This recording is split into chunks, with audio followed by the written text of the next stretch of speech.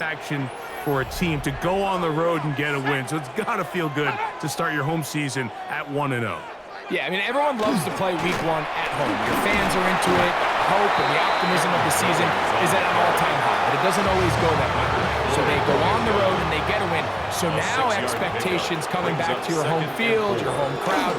Now everyone's really juiced up. So this is going to be a great environment, a great week 2 opportunity for them to not only start 2-0, but to get to 1-0 at home. Brings up 3rd down and 6. So we are through 1 here on Sunday Night Primetime. It's the Falcons with the early lead. More from the Twin Cities in a moment. Vikings football as we begin this second quarter, 3rd and 6. As we are ready to get back underway. You let this go deep for Jefferson. And that is incomplete. The intended receiver was Justin Jefferson. And now it's 4th down. I think he predetermined that 3rd down throw, and even though the coverage was tight, he still tried to fit the ball in there anyway, and it ended up falling incomplete. I think if he goes through his progressions and has a little bit more trust in his protection, I think there's an easier throw to make out there. That could have broken for a bigger return, but as it is, nice job getting his offense a start out past the 30-yard line. The Falcons offense ready to see what they can do on their second possession. So, Greg, let's pull back big picture and talk NFC South for a second, a division that you know so well. We've got teams that have been to the Super Bowl in the last 15 or so years out of this division. Yet people overlook it at times. Maybe they've overlooked how good Tampa's been the last 4 years, too. Well, it's funny, Mike. You think it wasn't very long ago that the NFC South was the toughest division in football. I mean, you mentioned Super Bowl teams. Tampa Bay won one recently with Brady. And then Atlanta, they make a Super Bowl with Matt Ryan. And New Orleans, and obviously the success they had with Drew Brees. And Carolina, we played in the Super Bowl. I mean, this was a division you didn't want to play. Now, they've all fallen on their resets. New coaches, new quarterbacks. Tampa Bay has done the best job weathering and taking advantage of their rebuild and their next era in the midst of a down division. So, big reason they've won 4 in a row. Can Atlanta, can Carolina, New Orleans, can they catch up? Because right now, like you said, Tampa Bay's been a dominant team in this division. Greg, you lived it, you know it. While these may not be the biggest markets in the league, the rivalries amongst these teams really elevates what you see when you watch the NFC South go head-to-head, too. Yeah, and over the years, there's been some major games played between Hall of Fame quarterbacks in uniform for all these teams. So it has a lot more history and a lot more, kind of relevance than maybe it feels as of late. The markets are a little smaller. The teams have been down. They might not have the premier star players that they had in past generations. So they've got to continue to rebuild these rosters, continue to have these new coaches find their footing, and we might be a year or 2 away from the NFC South getting back to what it used to be. And it's going to be 1st and goal coming up. Tackle made at the 5-yard line. Man, they're just running this 2-minute drill to complete perfection. It's such a point of emphasis of every offense, Mike. These end-of-half scenarios to come away stealing points make a big impact on the outcome of the game, and they're knocking on the door here, 1st and goal. At the very least, got to come away with some points. Come on, guys, pick it up. 5 yards from the house. They've got it 1st and goal.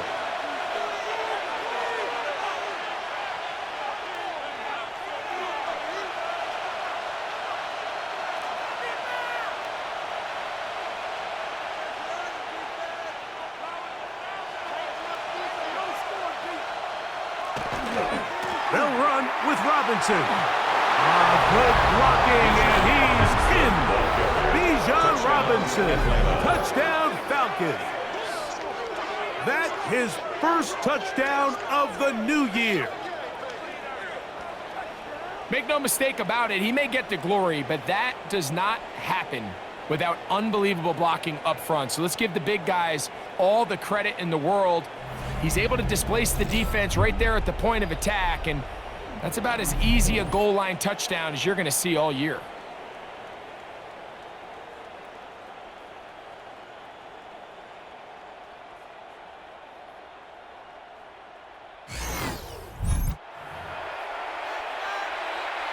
Here's Coop for the extra point. And he missed it. Missed the extra point. No good. And the score remains the same. Bradley Pinion set to kick off. The kickoff team is out on the field, and we're back to it as the kick's away. On the return is Rodgers. Whoa! He'll get this past the 20 before he's brought down shy of the 25-yard line. The Vikings offense ready to take over possession of the football. Greg, the NFC North has become such a fun division over the last few years. Think of the geography and the legacy.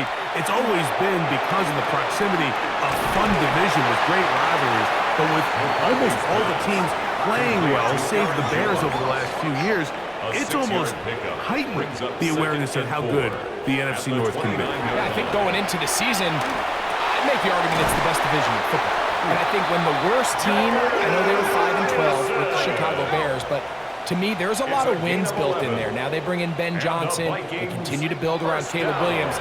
That feels like there's a lot more wins built into that 5-12 record if they just get themselves organized and get some pieces around Caleb Williams, and that's what they've done. So, yes, Detroit and Minnesota, Green Bay, they've clearly been the top three for the last couple of years, but if Chicago and that roster, if that's your... Oh, in trouble, and down he goes! The Vikings go ahead and use their final timeout. They get the stoppage with just over 50 seconds to play in this first half.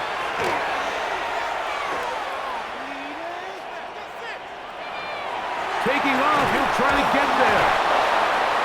J.J. McCarthy on the scramble. And that's a great job defensively here on third down. Not only taking away all the options down the field through the air, but when the quarterback decides to turn into a runner himself, they're able to converge and make the play and keep him short of the first down. The Falcons take over first and 10 at their own 32-yard line.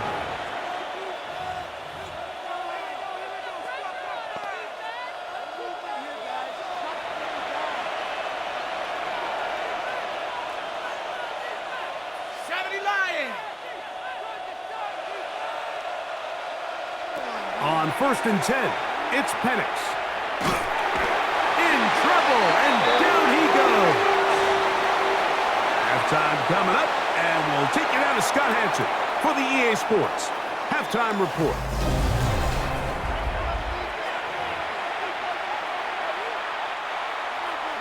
Third quarter set to commence, and we're back underway here on EA Sports.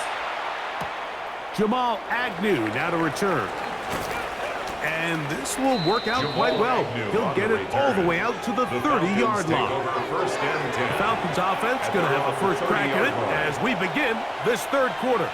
Well, Greg, as the season starts, really the season never ends. Think back to the schedule release, the draft has become this multi-day huge event. Green Bay crushed it with all the folks around the stadium in Lambeau, and some big names will be tied to that draft forever. A couple of the rookies that you've watched that are just sticking out in your mind, interested to see how they fit in the league as this season gets going. Yeah, you know, obviously so much attention around the quarterback position. And Cam Ward goes #1, and then obviously with Shador and all the conversations around that as the draft unfolded. But I think a guy that's going to be fun to watch when you talk about fit, I think you look at Ashton Jenkins. And he will score! Darnell Mooney! Touchdown, Atlanta. A terrific job all the way around, especially after the catch, Greg, to take it to the end zone for a touchdown. I'm just so impressed by the acceleration of this receiver, Mike. He catches what is a short pass, and he's able to turn it up the field and take it all the way for 6. That is an impressive play, run after catch.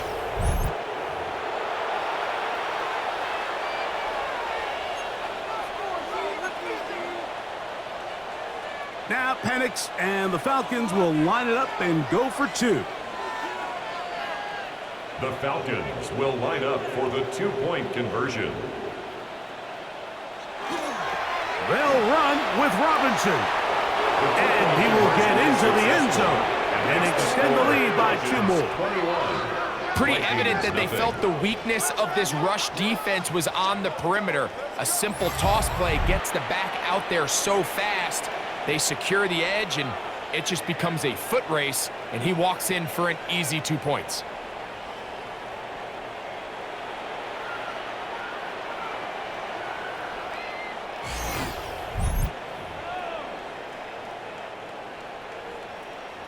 Bradley Pinion. Both teams ready to go once more as the kick's away. On the return is Rogers.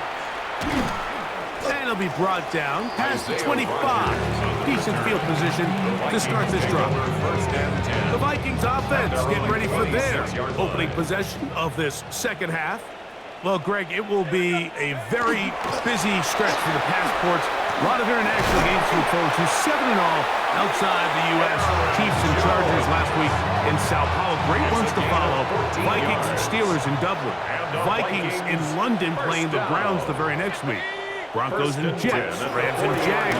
They'll also play in London week 6 and 7. The Falcons and the Colts are going to be in Germany in week 10. And then the Commanders and Dolphins wrap up the international straight. That's in Madrid week 11. Greg, this has been such an additive part to the NFL season, all of these international games.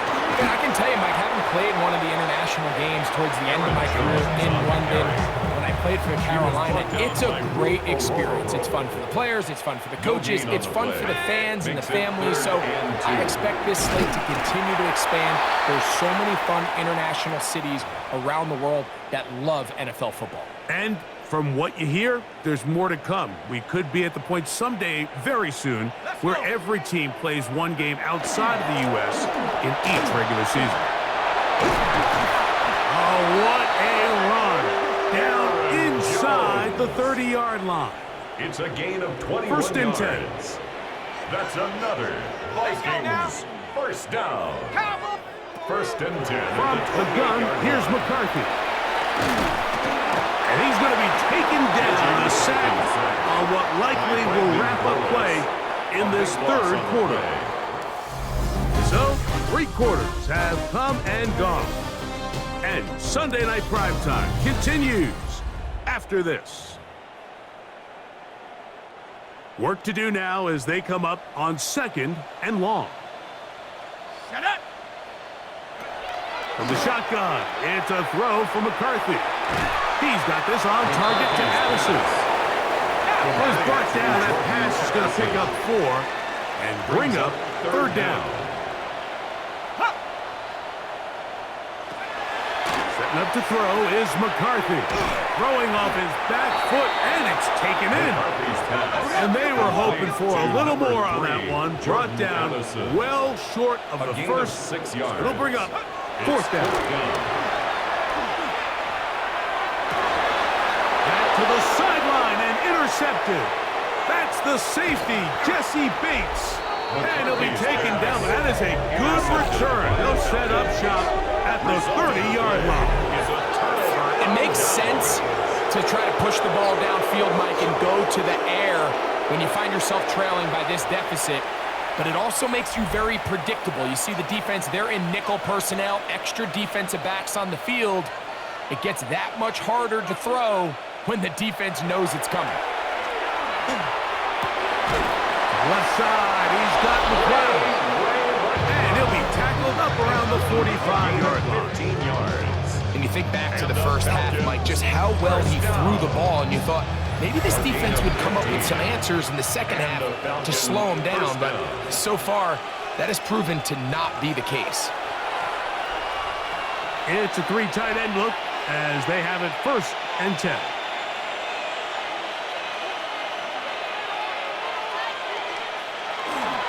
On the handoff, it's Robinson. He'll be taken down after a gain of 2. Robinson, ball carrier. He was brought down by Kendall Ford. A gain of 2. Second down and 8. At the 47-yard line.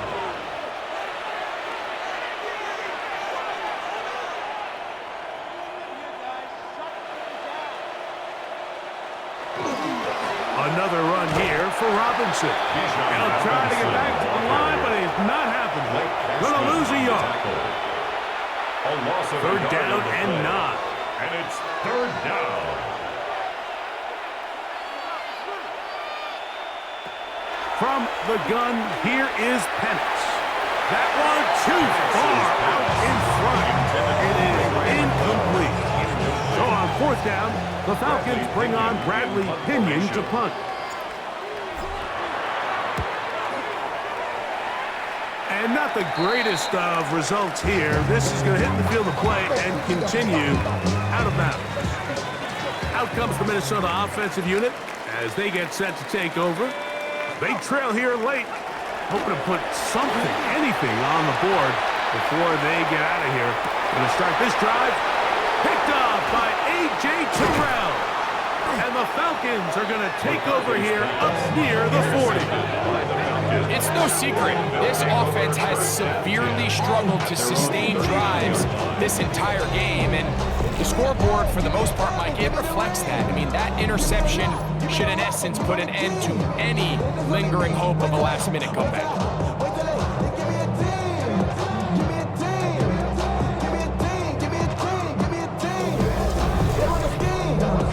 The Falcons offense ready to take over once more. And it would appear they are on their way to a 2-0 start as they begin things here with 1st and 10 in this fourth quarter.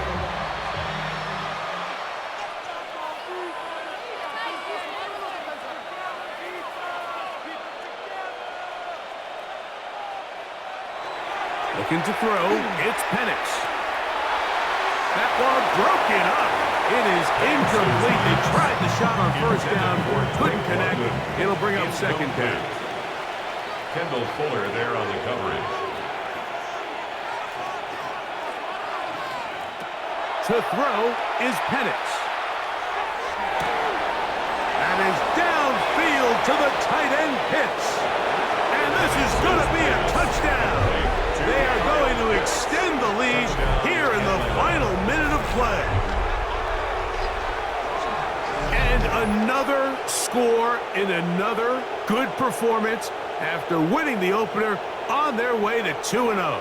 Mike, you can't be 2-0 without being 1-0, and for them to be able to continue to string early wins together in the first part of the year, this is the start that every team dreams about. This is what you work for all offseason long to start your season and build some early momentum. Gives you a lot of flexibility and wiggle room as the rest of this season plays on. Makes the score Falcons 28, Vikings nothing. Bradley Pinion set. So the kickoff team out there one final time in the final minute as they kick it away. On the return is Rodgers. He'll be brought down right around the 25-yard line. The Vikings offense ready to take over once again. They trail here late, hoping to put something, anything on the board before they get out of here. Going to start this drive, 1st and 10. And he'll be stacked up at the line of scrimmage. So I think as you look back over the course of this game, it's really been the inability of this offense, Mike, to create any sort of balanced attack to get anything going. I mean, whether you look at the rushing yards, whether you look at just the points scored, this offense has to find a way going forward to generate more big plays and more balance, both run and pass. Brings up 3rd and 5. To the air on 3rd down is McCarthy. That is incomplete. Here we go. They're down to what could be their final play. It's 4th down. Formation for the Vikings.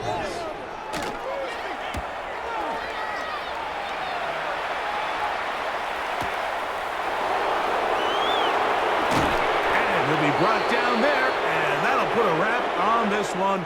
Time has expired in this 4th quarter. So it's a win for the visiting Falcons. They get the victory here, away from home, to run their early season record to 2-0. And that'll do it for my partner, Greg Olson. For our entire team, I'm Mike Tirico. This has been a presentation of the NFL on EA Sports. With that, we say good night from Minneapolis.